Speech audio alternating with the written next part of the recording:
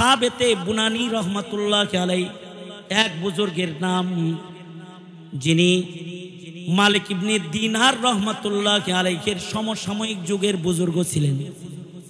মালিক ইবনে দিনারের সমসাময়িক যুগের বুজুর্গ ছিলেন সাবেতে বুনানি রহমাতুল্লাহ আলাইহি। উনি ইন্তেকালের আগে সব সময় দোয়া করতেন, আল্লাহ দুনিয়াতে তো রাতের নামাজ আমারে পড়াইবা, আমার তাহাজ্জুদ পড়া মজা মিটে না, দুনিয়ায় তো অনেক ঝামেলা আছে, কবরেতে কোনো ঝামেলা নাই, আল্লাহ আমার নফল নামাজের মজাটা মিটানোর জন্য তুমি কবর জগতে আমারে সুযোগ দিও। আমি ইসরাফিলের বাঁশি পর্যন্ত বরজখে নফল ইবাদত নামাজ পড়তে চাই। আল্লাহু আকবার, জোরে করে বলেন। তুমি আমি তো দুনিয়া ইবাদত করার নিয়ত করি না, কিন্তু সাবেতে বুনানি রহমাতুল্লাহ আলাইহি উনি দোয়া করে, ওগো আল্লাহ নামাজ পড়া তৃষ্ণা মিটে নাই, কবরে নামাজ পড়ায়। হিলিয়াতুল আউলিয়াতে এসেছে, ওনার মৃত্যু হওয়ার পরে কিছুদিন পরে ওনার কবর ভেঙে গেছে, দৃষ্টিতে পানি ঢলে কবরের একটা ইট খুলে গেছে, কাঁচা ইটের কবর একটা ইট পড়ে গেছে নিচে, আর কবরটা খোলা হয়ে গেছে। জমানার আলেমরা যায় কবরের পারে যায় দাঁড়াইছে কবর ঠিক করার জন্য। যখন ছিদ্র হইছে কবরটা মাটি দিয়ে ঠিক করবে, তুই একটু তাকাইছে, তাকায় দেখি ঘরটা একটা জান্নাতের বাগান,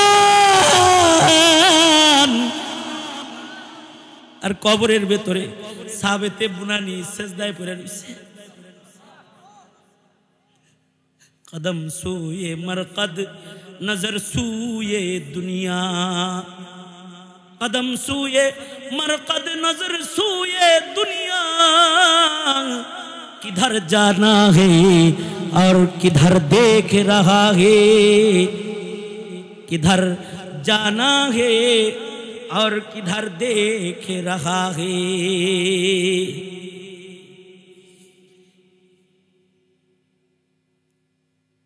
জালালউদ্দিন সুয়ুতি রাহমাতুল্লাহি আলাইহির কিতাব শারহুস সুদুর ফি আহওয়ালিল মাউতা ওয়াল কুবুর, জালালউদ্দিন সুয়ুতির কিতাব। তিনি ঘটনা এনেছেন বাগদাদ থেকে একটি বাণিজ্যিক কাফেলা, ব্যবসায়িক কাফেলা, তারা হজ্জে বাইতুল্লাহতে যাইতেছে, হজে যাইতেছে। রাস্তায় হাজীদের দলের একজনের মৃত্যু হয়ে গেছে রাস্তার ভেতরে। আজকে মাহফিলের প্রথম দিন, যুবকরা আমাকে বলছে তাড়াতাড়ি শেষ করতে, কিন্তু আপনারা যারা বসে আছেন আমি আপনাদেরকে তাড়াতাড়ি আখেরি মুনাজাতের দিকে নিয়ে যেতে চাইতেছি, কারণ আরো 2 দিন আপনারা বয়ান শুনবেন। আমাকে কি আপনারা ধৈর্যের সাথে আর অল্প একটু সময় দিবেন আখেরি মুনাজাতের দিকে নেওয়ার জন্য? আমার সাথে আছেন আপনারা? কিছু সময় আরো আছেন? আকাম যারা করছো তারা তওবা করো। এটা তো দুনিয়া, দুনিয়া সামনে আছে হইল মরণ, আজরাইলের থাবা সামনে আছে।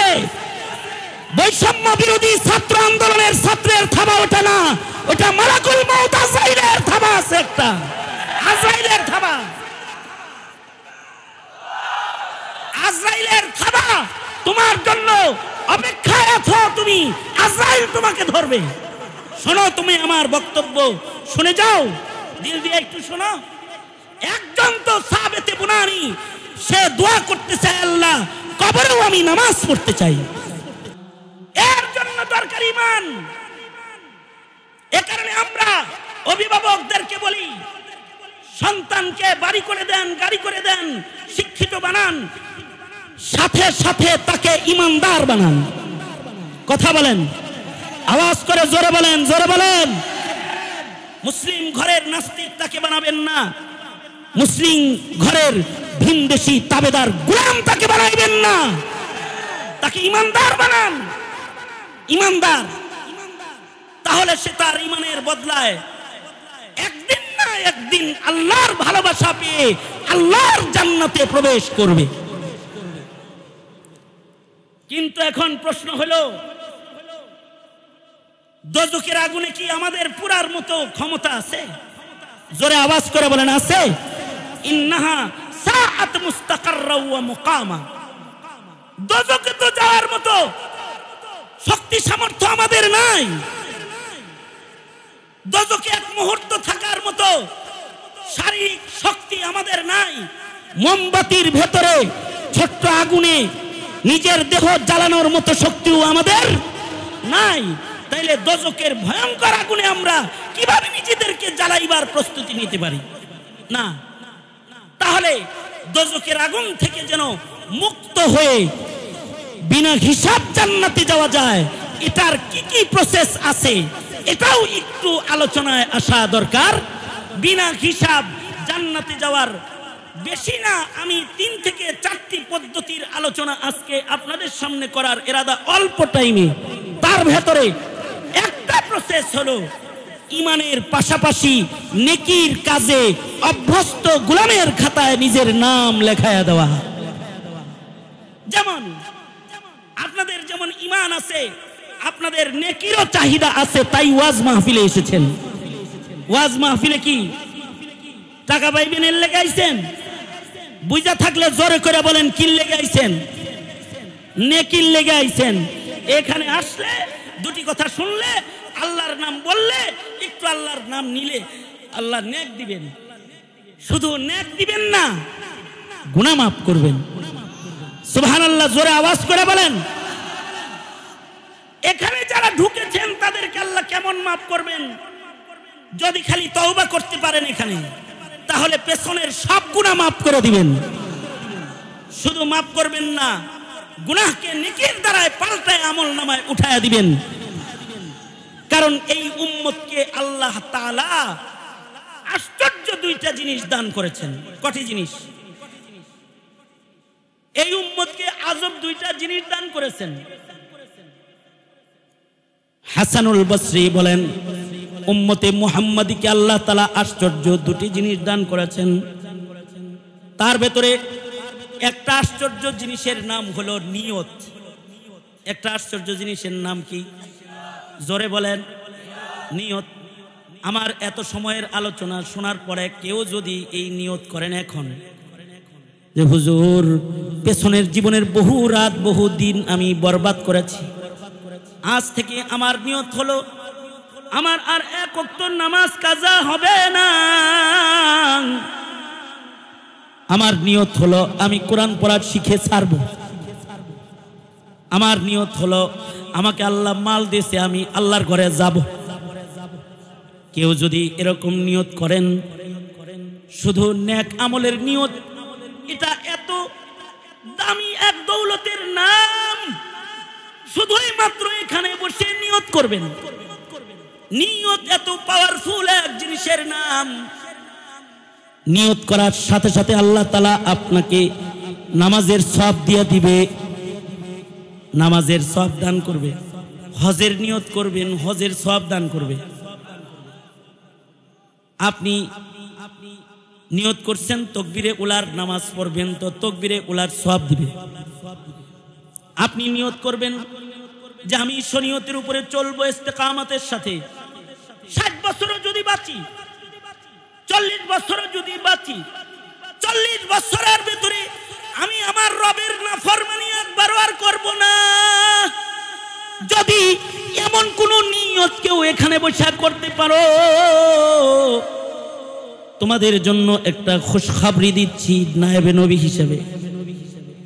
আজকে এই নিয়ত করার পরে আজকে রাত্রি যদি তোমার মরণও হইয়া যায়, আজকের রজনী যদি তোমার শেষ রজনী হয়ে যায়, আল্লাহ তাআলা তোমার আমল নামার ভেতরে ওই যে 40 বছরের ইবাদতের নিয়ত করেছিলে এটা জমা করে দিবে।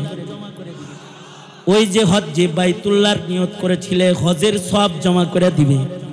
সুবহানাল্লাহর আস্তে করে বলেন সুবহানাল্লাহ।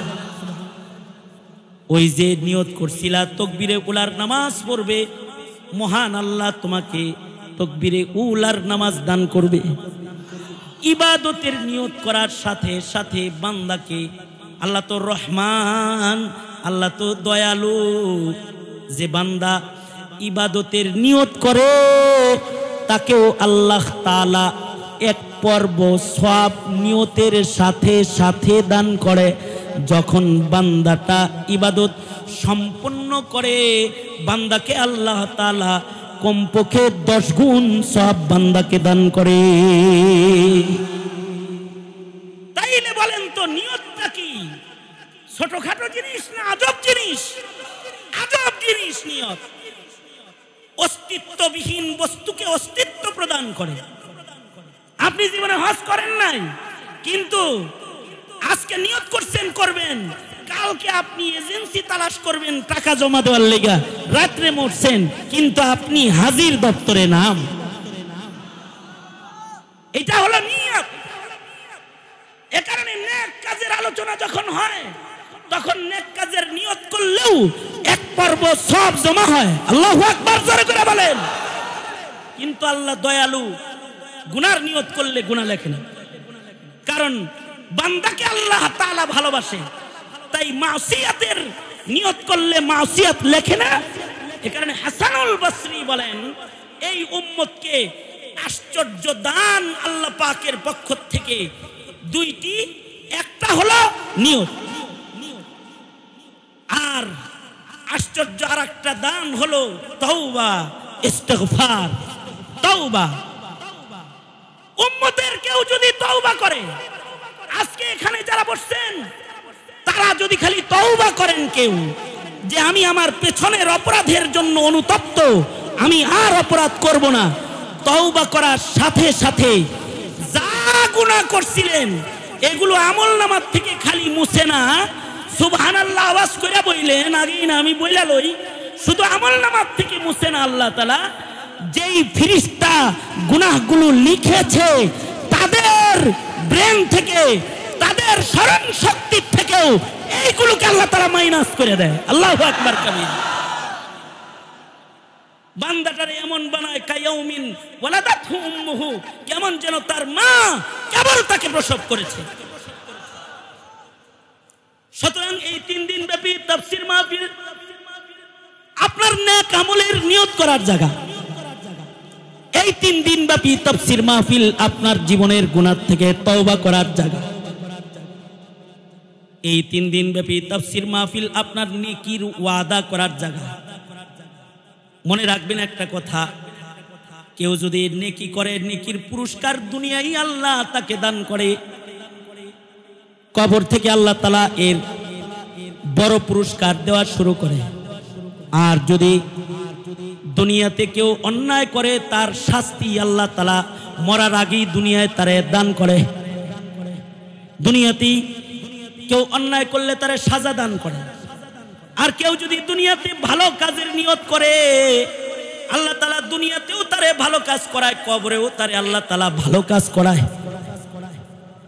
হিলিয়াতুল আউলিয়া কিতাবের ভেতরে এসেছে, সাবেতে বুনানি রহমাতুল্লাহ আলাইহি এক বুজুর্গের নাম, যিনি মালিক ইবনে দিনার রহমাতুল্লাহ আলাইহির সমসাময়িক যুগের বুজুর্গ ছিলেন। মালিক ইবনে দিনারের সমসাময়িক যুগের বুজুর্গ ছিলেন সাবেতে বুনানি রহমাতুল্লাহ আলাইহি।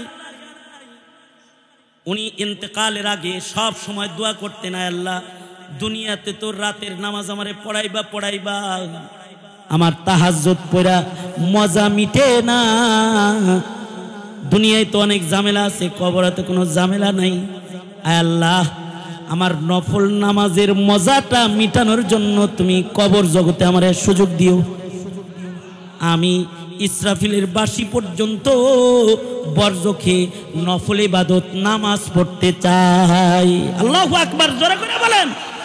আমরা ফরজ নামাজ পড়ার নিয়ত করি না, আর উনি দোয়া করতেন কি, আল্লাহ আমার নামাজ পড়া তৃপ্তি মিটে না।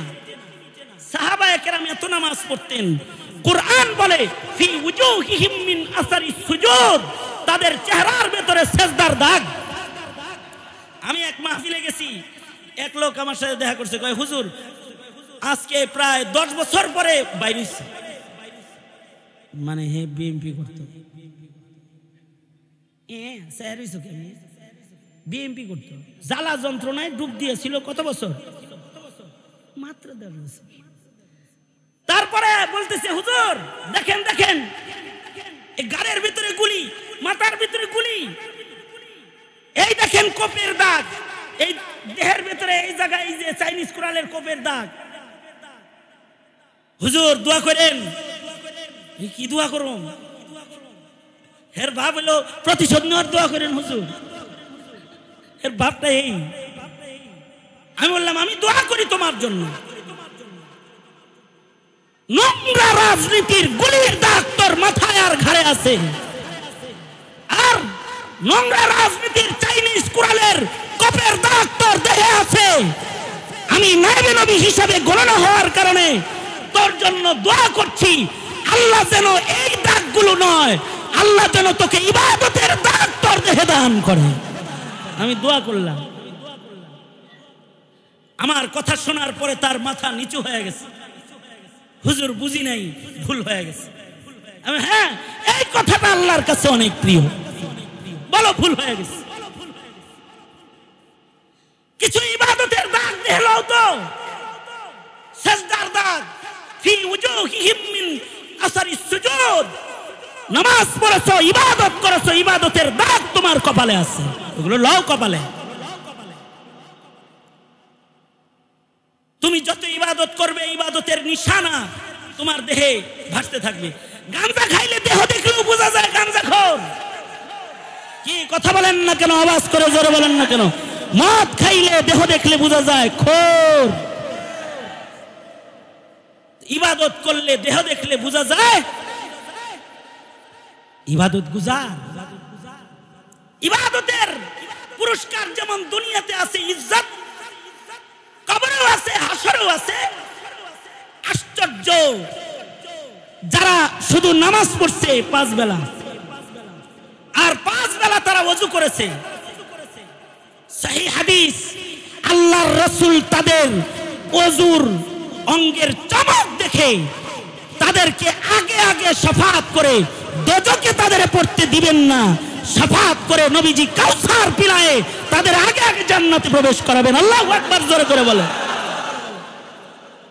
তাইলে ইবাদত করার দরকার আছে না নাই? এই জোরে বলো আছে না নাই? তুমি আমি তো দুনিয়ায় ইবাদত করার নিয়ত করি না, কিন্তু সাবেতে বুনানি রহমাতুল্লাহি আলাইহি উনি দোয়া করে, ওগো আল্লাহ, নামাজ পড়া তৃষ্ণা মিটে নাই, কবরে নামাজ পড়ায়। হিলিয়াতুল আউলিয়াতে এসেছে, ওনার মৃত্যু হওয়ার পরে কিছুদিন পরে ওনার কবর ভেঙে গেছে, বৃষ্টিতে পানি ঢলে কবরের একটা ইট খুলে গেছে, কাঁচা ইটের কবর একটা ইট পড়ে গেছে নিচে, আর কবরটা খোলা হয়ে গেছে। জমানার আলেমরা যায় কবরের পারে যায় দাঁড়াইছে কবর ঠিক করার জন্য। যখন ছিদ্র হইছে কবরটা মাটি দিয়ে ঠিক করবে, তুই একটু তাকাইছে, তাকায় দেখি ঘরটা একটা জান্নাতের বাগান, আর কবরের ভেতরে সাবেতে বুনানি সেজদায় পড়ে রইছে। कदम सूये मरकद नजर सूये दुनिया, कदम सूये मरकद नजर सूये दुनिया, किधर जाना है और किधर देख रहा है, किधर जाना है और किधर देख रहा है।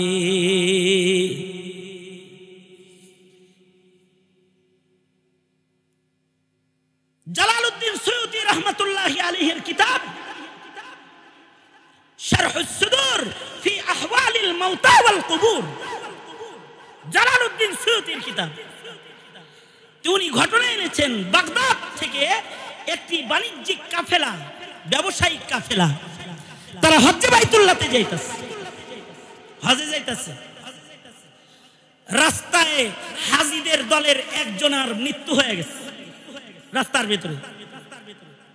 আজকে মাহফিলের প্রথম দিন, যুবকরা আমাকে বলছে তাড়াতাড়ি শেষ করতে, কিন্তু আপনারা যারা বসে আছেন আমি আপনাদেরকে তাড়াতাড়ি আখেরি মোনাজাতের দিকে নিয়ে যেতে চাইতেছি, কারণ আরো 2 দিন আপনারা বয়ান শুনবেন। আমাকে কি আপনারা ধৈর্যের সাথে আর অল্প একটু সময় দিবেন আখেরি মোনাজাতের দিকে নেওয়ার জন্য? আমার সাথে আছেন আপনারা? কিছু সময় আরো আছেন? আকাম যারা করছো তারা তওবা করো। এটা তো দুনিয়া, দুনিয়া সামনে আছে হইল মরণ, আজরাইলের থাবা সামনে আছে। বৈষম্য বিরোধী ছাত্র আন্দোলনের ছাত্রের থাবা ওটা না, ওটা মালাকুল মউত আজরাইলের থাবা আছে একটা, আজরাইলের থাবা, আজরাইলের থাবা তোমার জন্য অপেক্ষায় আছো তুমি, আজরাইল তোমাকে ধরবে। শোনো তুমি আমার বক্তব্য, শুনে যাও, দিল দিয়ে একটু শোনো। একজন তো সাহাবেতে বুনানি, সে দোয়া করতে চায় আল্লাহ কবরেও আমি নামাজ পড়তে চাই। আল্লাহ তাআলা বান্দা দুইটাকে বলবে চিৎকার করো কেন, যাও যাও দোজখে যাও, কোনো আওয়াজ করবে না, ভেতরে যায় চুপ করে থাকো, আওয়াজ করবে না। ধমকি দিয়া বান্দা দুইটাকে দোজখের দিকে যাইতে বলবে। বান্দা দুইটা যখন দোজখের দিকে যাবে, এর ভেতরে একজন দোজখের দিকে যাবে, ফিরা ফিরা আল্লাহর দিকে তাকাবে। আল্লাহ তাআলা তাকে ডেকে বলবে, যাইতে কইলাম এদিকে আয়, আমার দিকে চাস কি জন্যে?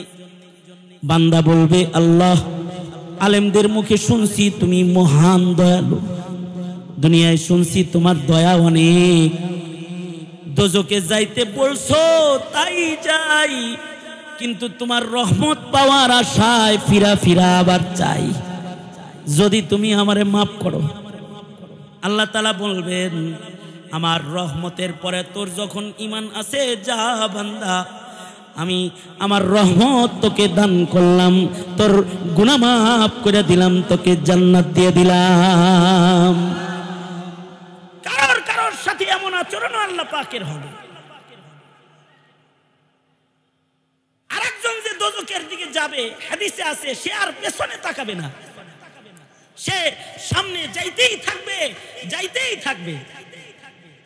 আল্লাহ তাআলা পেছন থেকে তাকে ডাকবেন, এই বান্দা, তোর পাশের যে সে আমার দিকে তাকাইলো, আমার রহমতের পরে তার ঈমান আছে, সে আমার কাছ থেকে রহমত পাইলো, তুই বান্দার কি আমার রহমতের উপরে ঈমানও নাই?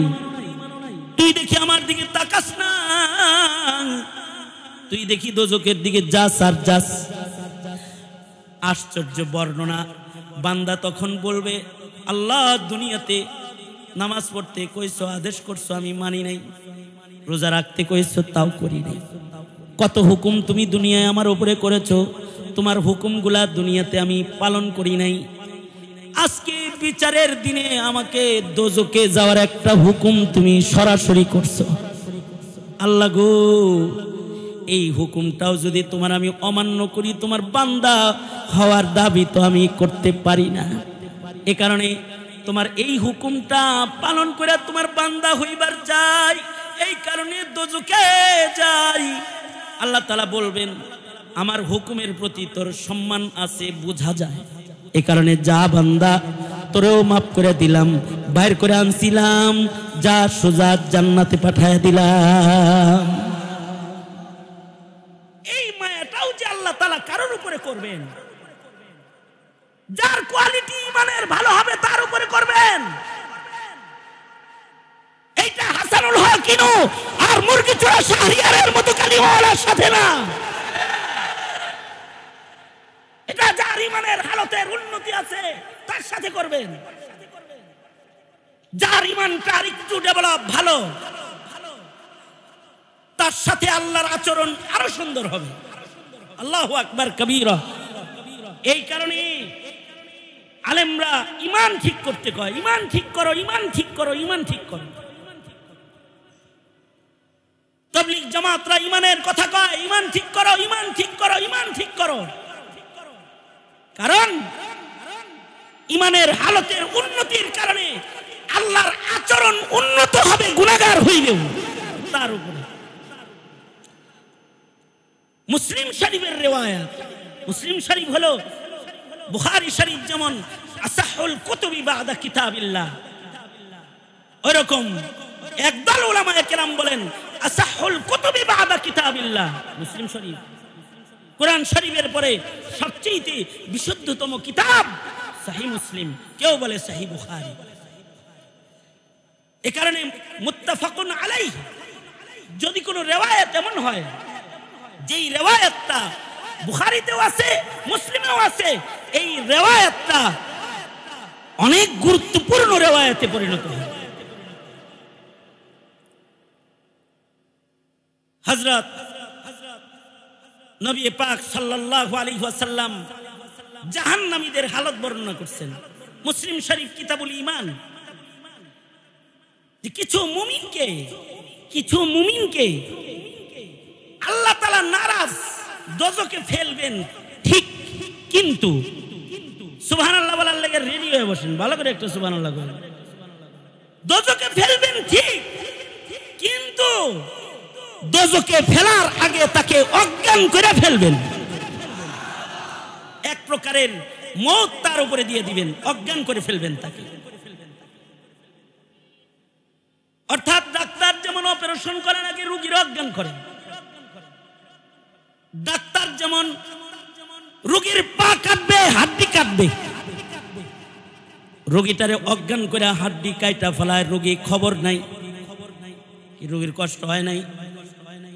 কথা বলেন না কেন? কষ্ট হয় নাই, কিন্তু অজ্ঞান করে কাটছে, রোগী টের পায় নাই। ডাক্তার যেমন ভাঙ্গা হাড্ডি স্ক্রু লাগাইছে, নাট বল্টু লাগাইছে, রোগীর খবর নাই, অজ্ঞান করে তারপরে তার হাতে নাট বল্টু স্থাপন করেছে, অজ্ঞান করে তার দেহের থেকে তার পা কাইটা আলাদা করে ফেলেছে, অজ্ঞান করে বুক ফাইরা ওপেন হার্ট সার্জারি করেছে, অন্য জায়গার রক কাইটা আইনা হার্টের ভিতরে জোড়া লাগাইছে, এক জায়গার চামড়া কেটে আর এক জায়গায় লাগায় প্লাস্টিক সার্জারির প্রস্তুতি নিয়েছে। এই যে এত কিছু বান্দার দেহের উপরে করছে ডাক্তার, বান্দারে সুস্থ করার জন্য, রোগীর কোনো খবর নাই, অজ্ঞান করে করছে, রোগী অপারেশনের সময় টের পায় নাই। অপারেশন শেষে যখন তাকে সাধারণ বেডে দিয়েছে, এক সময় তার হুঁশ এসেছে, থিয়েটার থেকে তাকে বের করেছে, এবার তার হুঁশ এসেছে। হুঁশ আসার পরে সে দেখে তার একটা পা নাই, সে দেখে তার গায়ের এই জায়গায় চামড়া নাই। হায় রে, কি কিয়ামত আমার উপর দিয়ে হয়েছে। সে দেখে তার বুকটা পুরা নাভি পর্যন্ত কেটে দ্বিখণ্ডিত করা হয়েছে। সে দেখতে পায় তার দেহের অঙ্গ কেটে তার দেহ থেকে বিচ্ছিন্ন করা হয়েছে, কিন্তু যখন বিচ্ছিন্ন করেছে তখন তার কোনো খবর নাই, কারণ তাকে অজ্ঞান করা হয়েছে।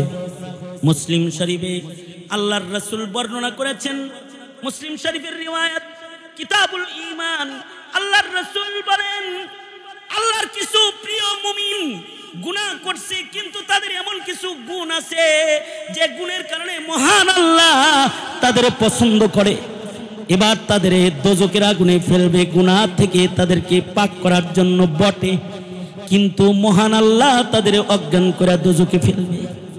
বান্দার উপরে জাহান্নামের আযাব হয়ে যাবে, কিন্তু বান্দাটা টের পাবে না।